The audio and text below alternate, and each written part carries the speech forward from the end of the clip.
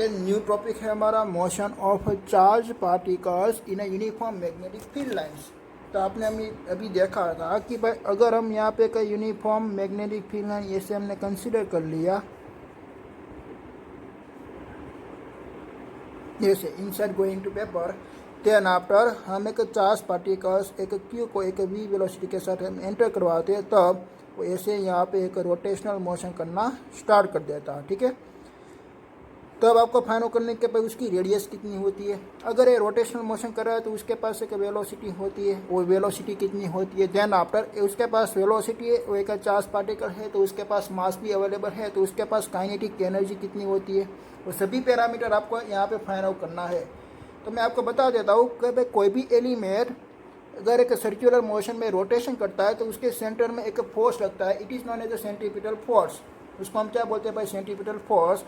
And then after अगर कोई भी एक चार्ज पार्टिकल्स को एक वी वेलोसिटी के साथ एक यूनिफॉर्म मैग्नेटिक फील्ड में आप ले जाते हो तो तब उसका एक फोर्स लगता है, वो फोर्स लगता है क्यू वी बी। तो यहाँ पे जो दोनों फोर्स लग रहा है, एक फोर्स के कारण वो एक रोटेशन मोशन कर रही है, और रोटेशनल मोशन, वो जो रोटेशनल मोशन मीन्स के सेंट्रीपिटल फोर्स की इफेक्ट है। तो वो जो सेंट्रीपिटल फोर्स की जो इफेक्ट होती है, वो इफेक्ट कौन प्रोड्यूस कर रहा है भाई, यहाँ पे एक मीन्स के आपका एक मैग्नेटिक फोर्स यहाँ पे इफेक्ट प्रोड्यूस कर रहा है। तो उसका इक्वेशन क्या निकलेगा, centripetal force is equal to magnetic force, means का आप ऐसे लिख सकते हो M D square upon R, उसकी रेडियस है आर, इज इक्वल टू यहाँ पे आप लिख सकते हो क्यू ई बी। आपने अभी देखा निकाला ना कि बाय फोर्स ऑफ मीन्स के moving charge particle in uniform magnetic field is F is equal to Q E B. तो देखिए यहाँ पे आपका वी भी कैंसिल आउट हो जाएगा।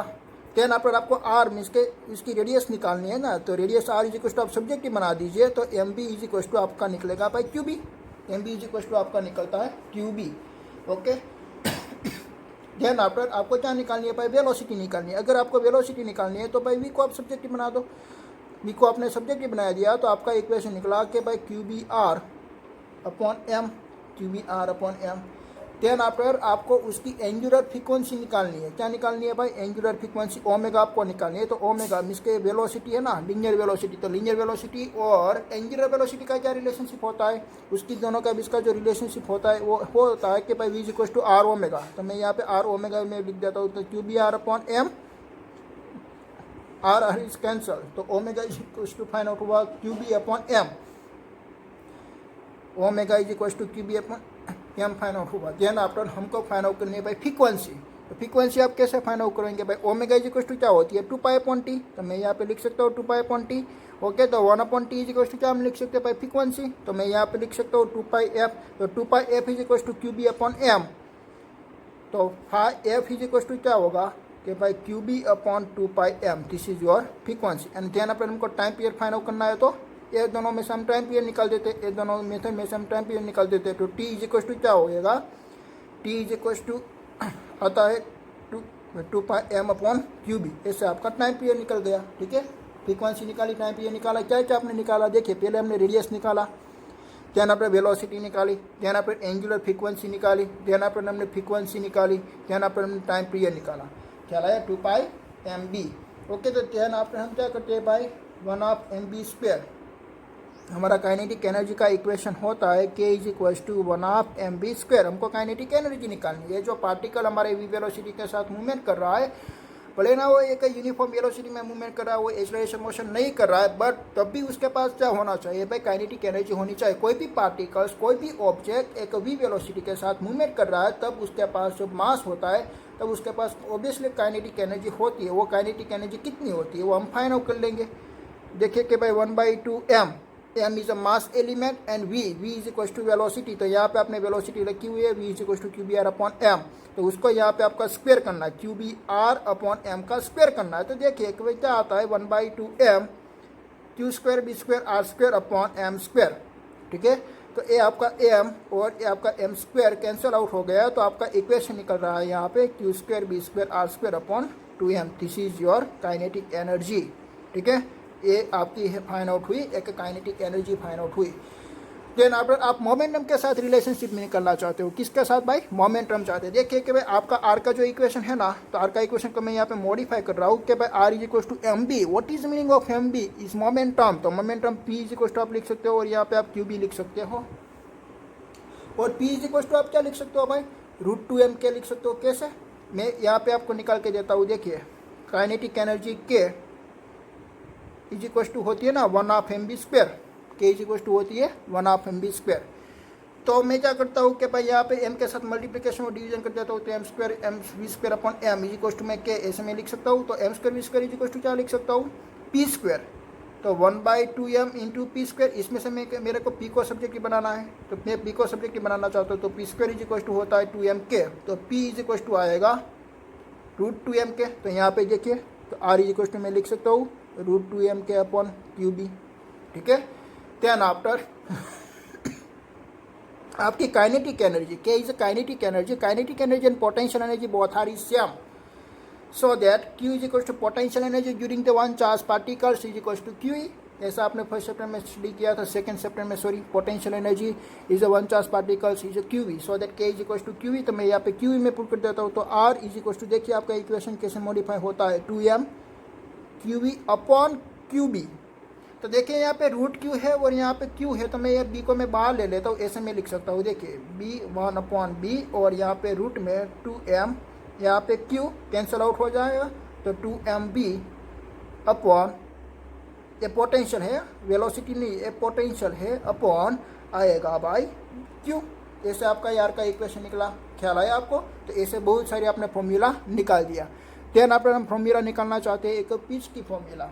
इसके हमारी पिच कैसे हमकी निकलती है मैं आपको बताता हूँ। ये जो आपने इसके आपने जो डाला था एक v वेलोसिटी के साथ, वो वेलोसिटी और आपकी मैग्नेटिक फील्ड का जो एंगल बन रहा था, वो एंगल आपका इसके परफेक्टली 90 डिग्री बन रहा था। ठीक है, वो क्या बन रहा था, एक परफेक्टली 90 डिग्री बन रहा था। बट आपका कोई ऐसा सोचिए कि भाई आपकी जो मैग्नेटिक फील्ड लाइन है, वो मैग्नेटिक फील्ड लाइन ऐसी आपको एक यूनिफॉर्म दे रखी है, ऐसे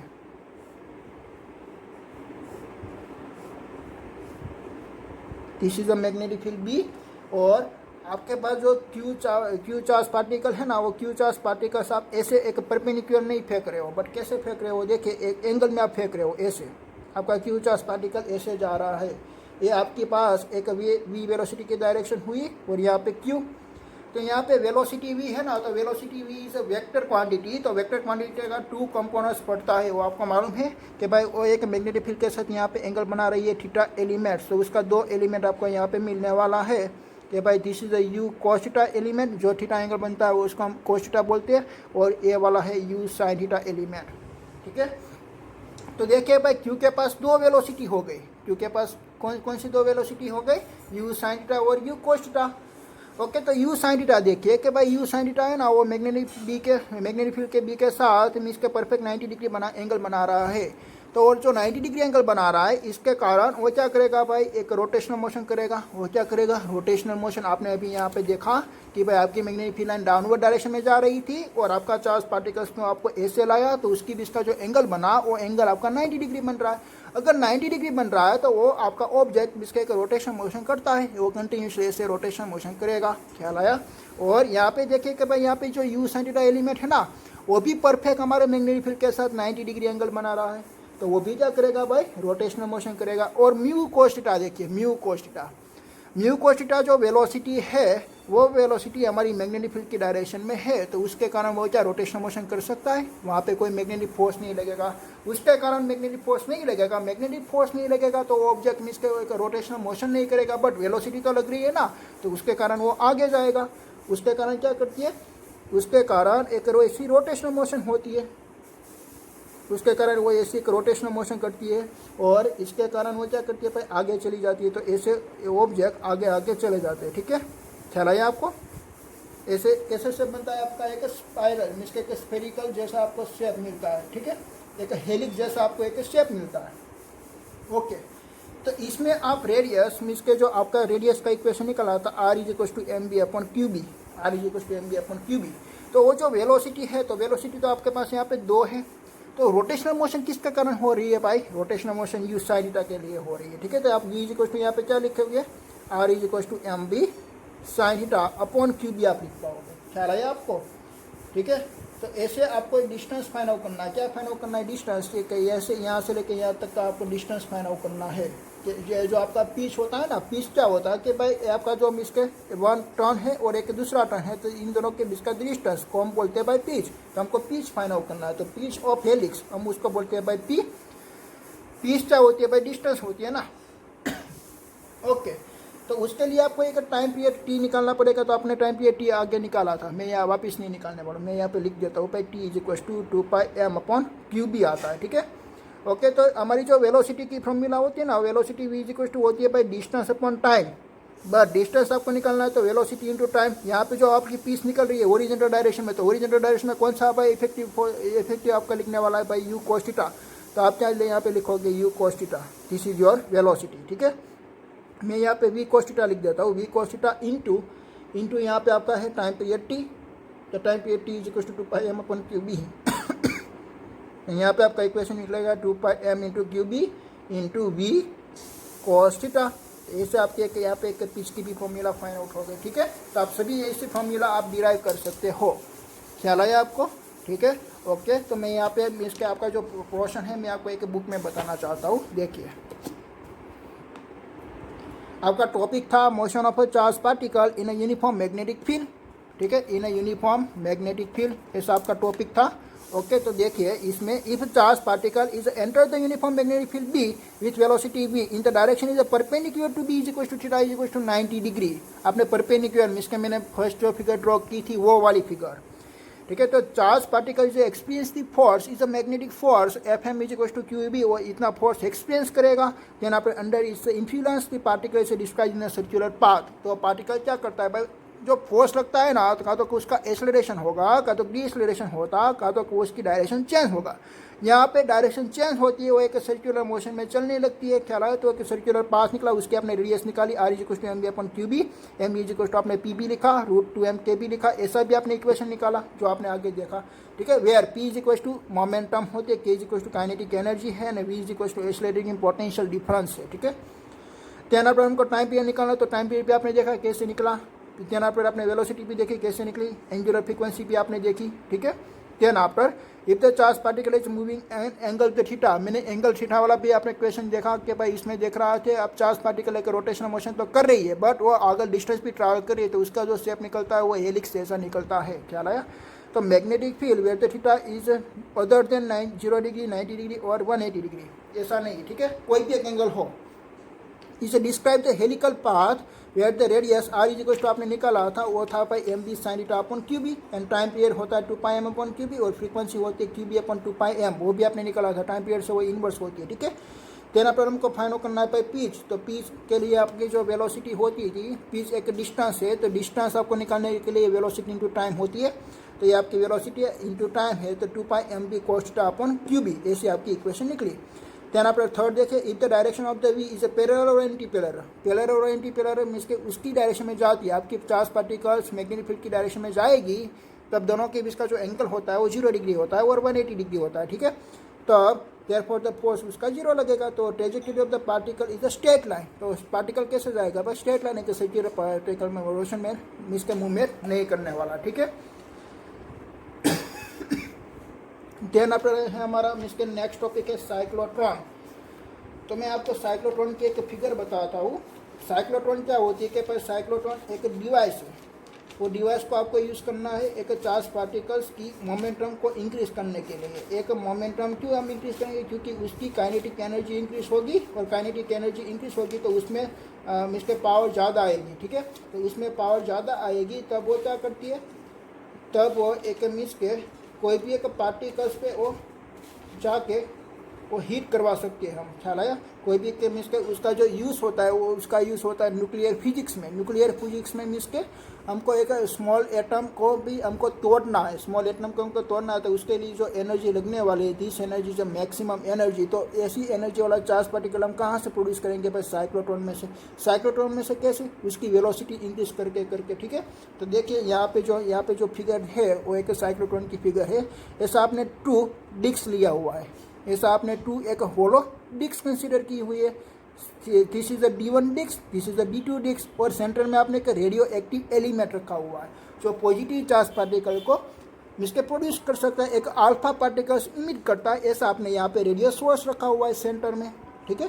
देन आफ्टर आप क्या करते हो, यहाँ पे जो आपकी जो एक होलो कंडक्टर है, ये दोनों होलो कंडक्टर है, ठीक है।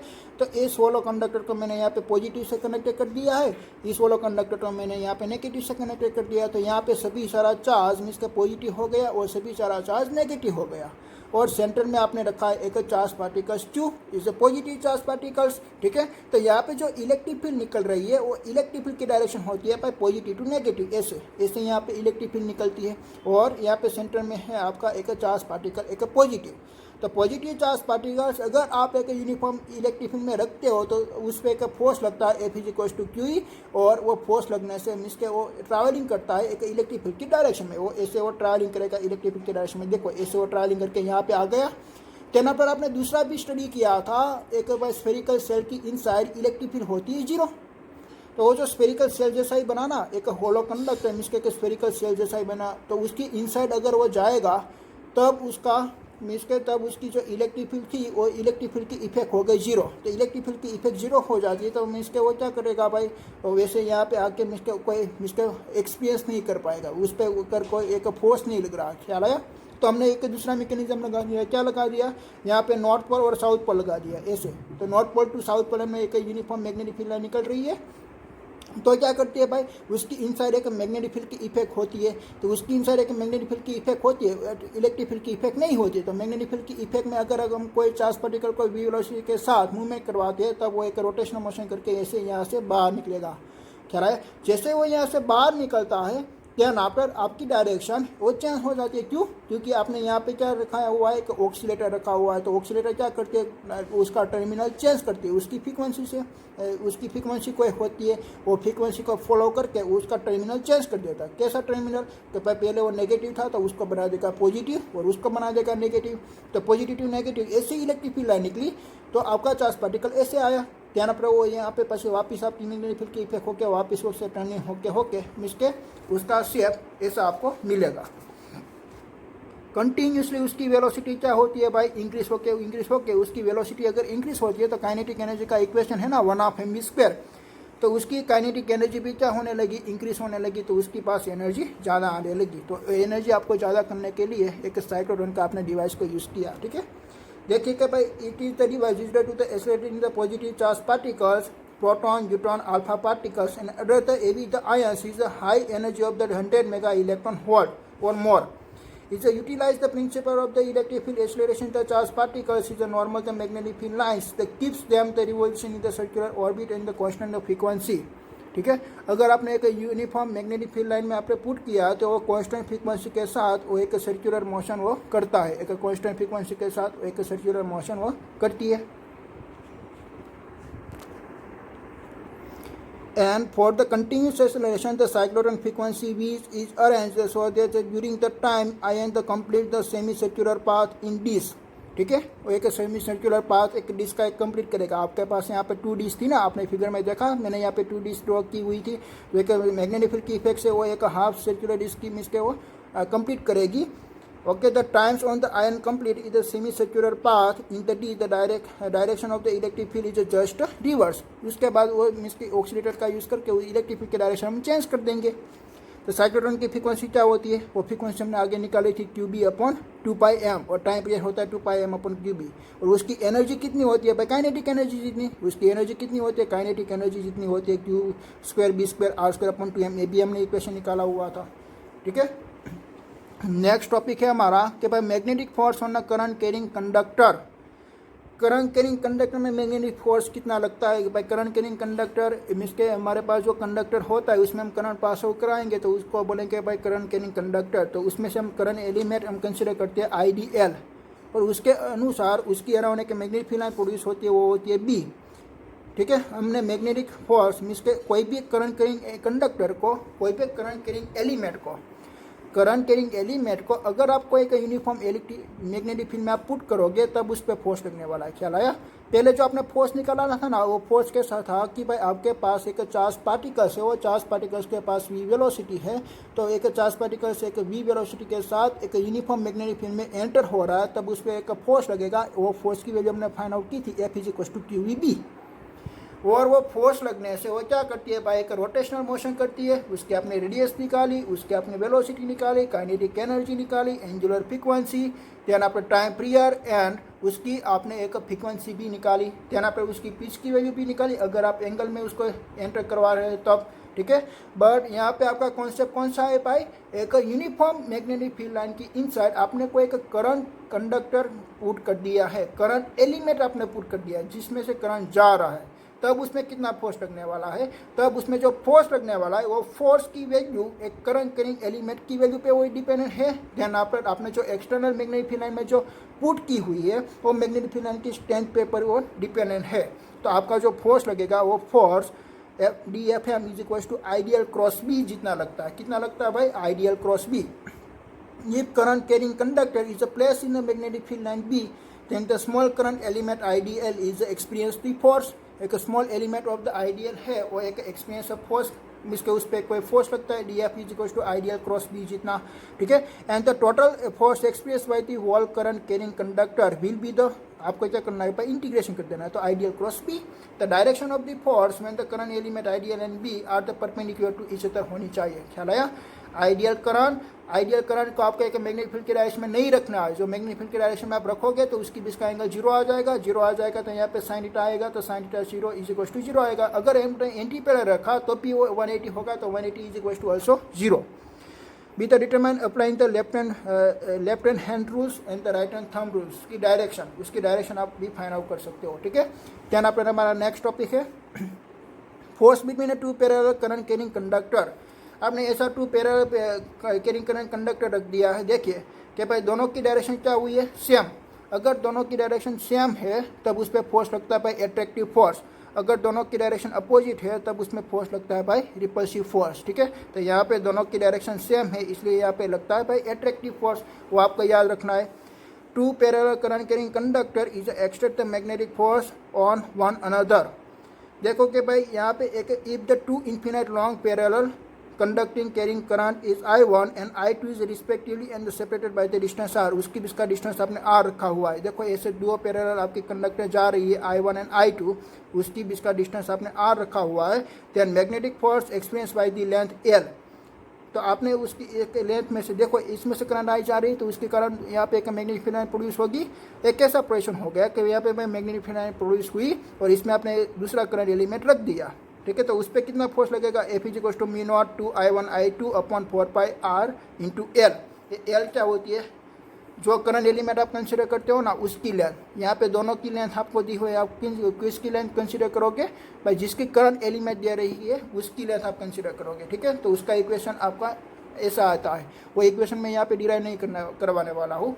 आप ऐसे सोच सकते हो कि भाई I1 करंट जा रहा है तो उसकी अराउंड एक मैग्नेटिक फील्ड लाइन प्रोड्यूस हो रही है, वो मैग्नेटिक फील्ड लाइन में आप दूसरा करंट एलिमेंट रख रहे हो तब उस पर एक फोर्स लगेगा, वो फोर्स आपका होता था भाई आइडियल क्रॉस बी, और उसकी मैग्नेटिक फील्ड लाइन क्या आती थी 2πr एम, इसके उसकी मैग्नेटिक फील्ड लाइन आती थी B is equal to mu naught I upon 2πr, mu naught I upon 2πr, ठीक है।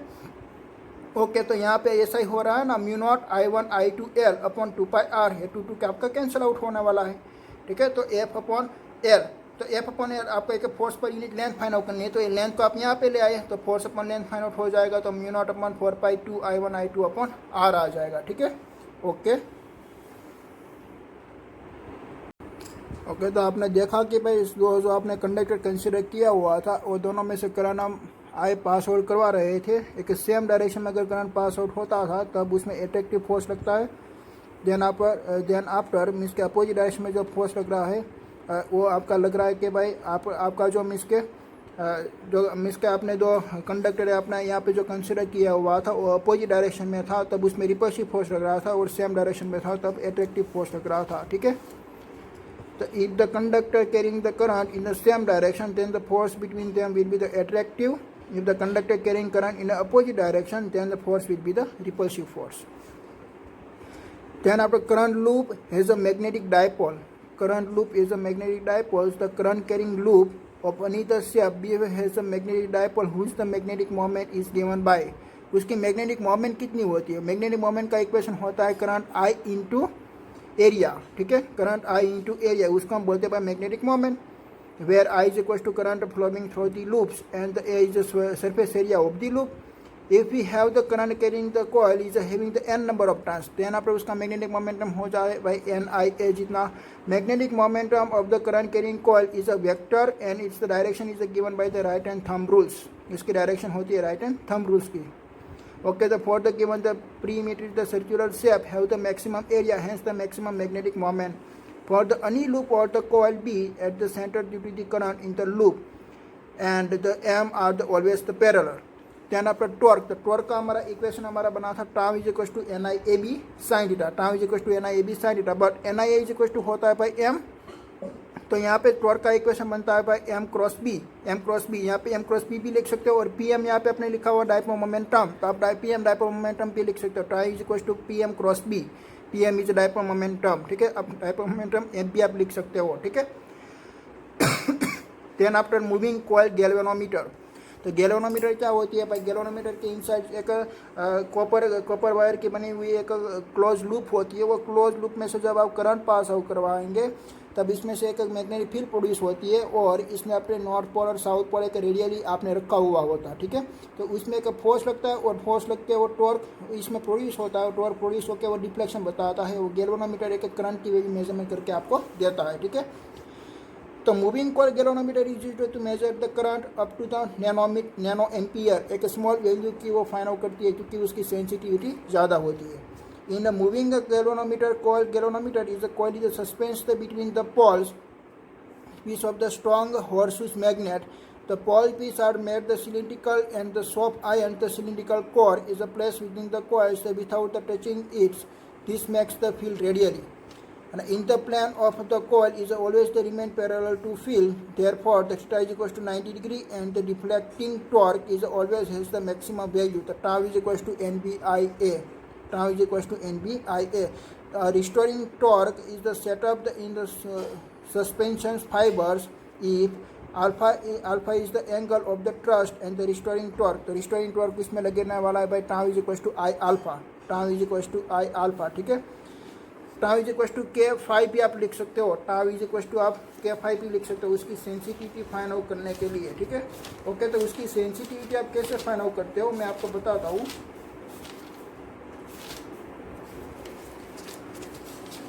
ओके, तो हमारा जो इक्वेशन आया था वो इक्वेशन था भाई NIAB is equal to K phi. क्यों K phi? क्योंकि हमारा जो टॉर्क निकलता था और टॉर्क किसकी वजह पे डिपेंडेंट था?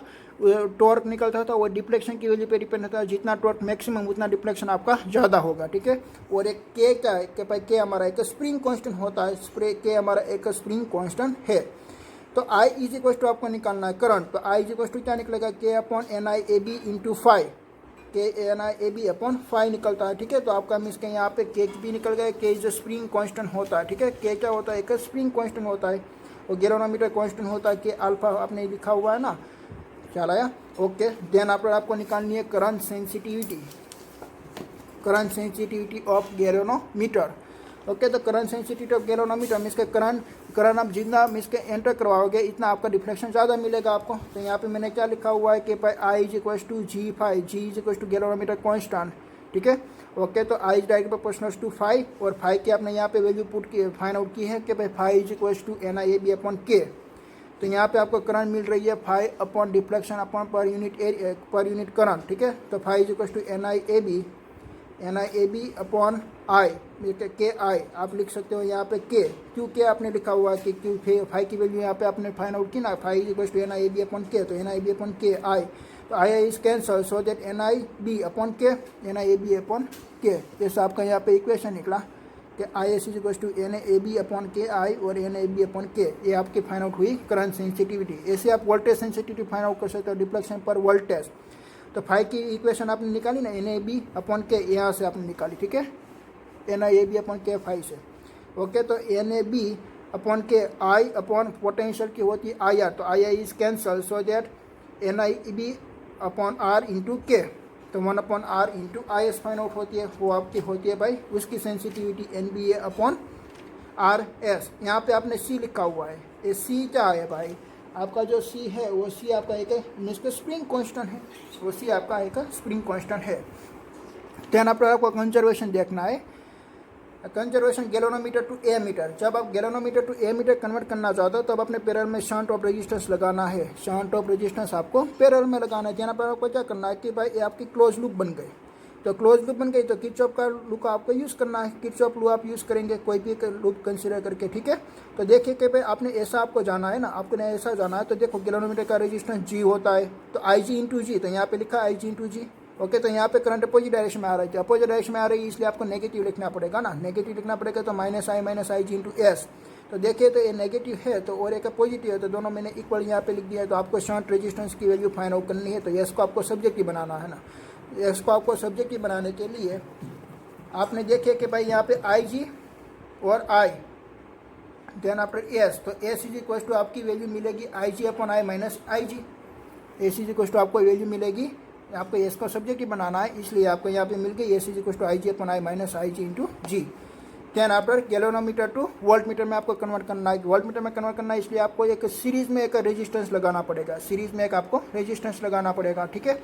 इसलिए उसका total current I is equal to V upon R होती है, और R is a combination of the galvanometer resistance and external resistance R, तो जी प्लस आर। तो G plus R is equal to V upon I G. ऐसा आपका यहाँ पे भी क्वेश्चन मिला, तो इसमें से आप कैपिटल आर आपकी जो रेजिस्टेंस की वैल्यू है, एक्सटर्नल रेजिस्टेंस की वैल्यू आपको फाइंड आउट करनी है। तो R is equal to V upon I G minus G आपको इक्वेशन मिलेगा, ठीक है।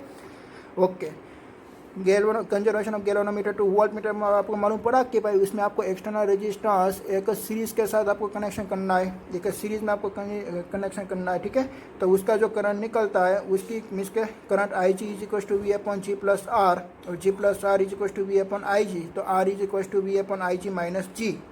और अगर आपको गैलोनोमीटर को ए मीटर में कन्वर्ट करना है तब आपको एक रेजिस्टेंस एक पैरेलल में लगाना पड़ता है। ऐसा आपने यहाँ पे पैरेलल में लगा दिया, तो I G into G is equal to I minus I G into S. तो एस आपकी आई निकलेगी शंट ऑफ रेजिस्टेंस की वैल्यू।